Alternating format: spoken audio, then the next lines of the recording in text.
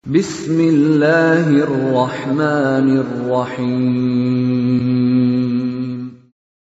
Waltakum minkum ummatun yad'una ilal khairi wa ya'muruna bil ma'rufi wa yanhauna 'anil munkar. Alhamdulillah wassalatu wassalamu ala rasulillah mabad. Allah berfirman, wajahidu bi amwalikum wa anfusikum. Berjuanglah kalian, berjihadlah kalian melalui hartamu dan dirimu. Hampir semua ayat-ayat berjuangan dan pengorbanan itu dimulai dengan bi amwalikum, harta kalian, harta kalian. Saya mengajak secara praktis dan kami sudah buktikan. Rp1.000 itu bisa luar biasa dahsyat. Bisa beli mobil, bisa buat kuburan, ya, bisa membangun masjid. Uang 1.000. Mari kita satukan uang 1.000 kita. Nanti kami jemput di rekening ini, insya Allah bisa kita buat. Di rekening ini, insya Allah kita buat sebuah kekuatan umat dengan Rp1.000. Rp1.000 dahsyat. Assalamualaikum warahmatullahi wabarakatuh. Baik. Ulama sudah menjelaskan bagaimana kalau kita masbuk dan kita datang di tempat tersebut dengan beberapa keadaan. Keadaan pertama, kalau bisa kita masuk di saf manapun itu masuklah. Katakanlah kalau di sini Pak ya, 1, 2, 3, 4. Kalau bisa kita masuk di saf 4 masuk. Kalau tidak bisa, di saf 4 ini yang di belakang, bisa kiri atau kanan, yang mana pun saja kosong. Kalau tidak bisa di saf 3 Pak. Kalau ada kosong, masuk saja di situ. Kalau tidak bisa di saf 2. Kalau tidak bisa di saf 1. Kalau tidak bisa, bisa di sampingnya imam. Sampingnya imam. Di mana dalilnya? Hadis Bukhari dan Muslim. Iya. Di sampingnya imam itu pernah terjadi Abu Bakar jadi imam. Abu Bakar jadi imam. Waktu itu Nabi dalam keadaan sibuk betul dan dia manahkan bahwa hubungi Abu Bakar untuk jadi imam. Abu Bakar jadi imam Pak. Kemudian datang Nabi sallallahu alaihi wasallam. Abu Bakar itu mau mundur, Nabi kode. Dia mau mundur. Terus tetap mundur sampai Abu Bakar mundur, dan waktu itu Nabi sejajar dengan Abu Bakar. Terus terjadi pergantian Pak. Yang jadi imam adalah Nabi, Abu Bakar jadi makmum. Jadi ini nanti ada suatu saat boleh imam itu diganti pada waktunya, pada saat sholat boleh. Jadi kalau ada pergantian antar waktu itu DPR, imam juga bisa PAW. Bisa. Khatib kalau terlambat datang aslinya, maka boleh cadangan naik. Dia bisa turun kalau sudah ada itu. Bisa naik. Terjadi pergantian. Bisa berkuatu.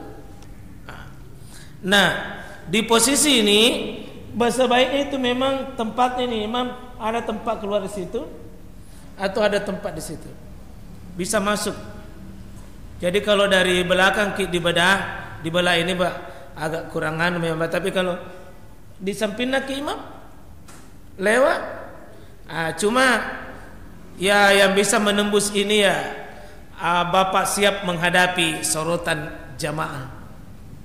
Kalau Pak Ketua bisa, tidak ada yang berani protes. Tapi kalau anak-anak dia tompa terlambat, baru dia tompa pergi di samping imam, pasti dia bilang, hei naik kau. Pasti dia bilang orang gila nih. Tapi itulah.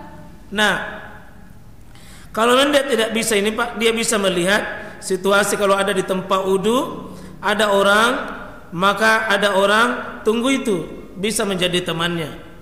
Kalau memang tidak bisa Pak, maka dia bisa di belakang saja sendiri.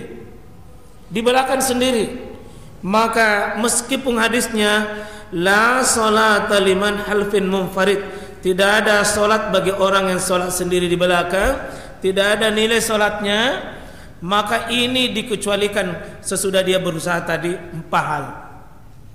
Bagaimana hukum menarik orang ke belakang?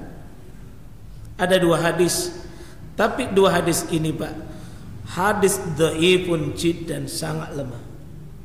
Lemah sekali. Karena lemah sekali, maka ada kerusakan kalau kita menarik orang. Karena apa ya, ada juga itu orang kalau berpikiran begini, kalau tidak bisa masuk, yang penting kaki tak dulu masuk satu, baru ditarik ke belakang, katanya dia anggap sudah maki itu masuk di saf sendiri mami, mundur maki ke belakang. Ini hayalan dan tidak ada model begitu. Siapa tahu Nabi bilang masih masuk di kakiku, sudah masuk di saf, terus tarik ke belakang. Tidak boleh, tidak ada begitu. Kapan ditarik orang ke belakang Pak? Bertentangan dengan banyak hadis. Satu, kata Nabi SAW bahwa khairus sufuh firijal awwaluha, sebaik-baik saf itu yang di depan. Nah sekarang begini, ini saf 2 ditarik ke belakang menjadi saf 3, berarti namanya intervensi. Kalau ditarik orang ke belakang, saf paling belakang 4, ditarik ke belakang 5, tidak boleh. Terus kalau ditarik, perintah Nabi SAW, innallaha wa malaikatu yasiluna fis saf, Allah merahmati, mengampuni dosanya orang yang mengisi saf kosong, menyuruh mengisi saf kosong. Ini kalau ditarik justru bukan mengisi, tapi membongkar saf dan bikin celah. Berarti kesalahan. Kesalahan itu Pak, bikin celah saf. Jangan, kecuali darurat. Apa daruratnya? Seperti buang angin mau pergi ambil air wudhu boleh. Di situ kewajibannya isi saf yang kosong itu. Ya, yang penting bapak nanti kalau ada yang begitu, sunnah kalau kita mau buang angin, mau keluar, pegang hidung. Jadi wadah yadu ala anf, letakkan tangannya di atas hidung, keluar. Tidak ada yang bisa tahan Kalau sudah begini tidak boleh ditahan. Kita mengerti bahwa ini orang kalau begini itu artinya otoka. Jangan ditahan, biarkan dia pergi mengambil air wudu dia. Kesalahan imam bacaannya lalu dibenarkan oleh imam, oleh makmuman. Satu, ini namanya imamnya digalak-garatak sama perempuan. Yang kedua, itu menyelisih sunnah. Kalau perempuan seperti itu diam saja, karena namanya bacaan surah itu kan, ya, oh begitu kah? Sok pintar, ya. Kalau imam mengalami kesalahan, maka tidak usah dibenarkan seperti itu. Tidak usah dibenarkan, cukup saja. Karena begini, fa ammar rijal fatasbih, adapun laki-laki adalah bertasbih. Wa amman nisa bitasbih, adapun perempuan tidak usah membenarkan dengan suara tapi cukup bertasbih. Tapi kalau dia hukumnya sifatnya sunnah, maka tasbih pun tidak usah. Tidak usah kalau memang dia tidak bisa lanjutkan. Misalnya watini wazaitun, watini wazaitun, watini wazaitun, ruku saja. Ruku saja. Ya. Yang minta putar, ruku saja, dan itu tetap tidak ada sujud sahwi padanya. Seperti itu Pak, insyaallah ya. Bukan kita toh.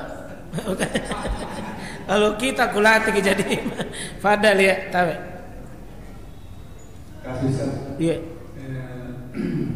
Bagaimana halnya Ustaz kalau pada saat kita mau sudah ke masjid dan masuk dan sudah tidak ada lagi orang yang sholat, apakah kita sholat di masjid itu walaupun sendiri tetap dapat pahala 27 derajat Ustaz? Iya. Yang kedua Ustaz, apakah pada saat kita di masjid itu tiba-tiba kita masuk lagi Ustaz, ada orang sholat sunnah dan di belakangnya dia tidak mau Ustaz, dia langsung hindar. Bagaimana halnya dengan itu Ustaz? Iya. Ini satu masalah juga ini. Jadi kalau kita datang kemudian dia sholat sunnah, ditepuk, Nah tidak mau, angkat saja ke belakang. Artinya begini, kalau ada orang tepuki begini Pak, mengerti maki tepuk itu atau dikode tepuk itu kan. Kalau ada orang kode pindah, cuma memang ya sebagian orang tidak paham, terutama yang tinggi besar baru kumis ada. Agak susah juga itu. Nah, yang begini darurat mami Pak. Contoh begini, di sini diketuk ke belakang kan seharusnya mundur begini, tapi diketuk tidak mau, maka tidak ada jalan lain kecuali pindah ke di sini. Ini ya. Jadi misalnya tidak mau, makanya di sini. Ini imam maju saja. Ini kasih rapat. Kok apa kok?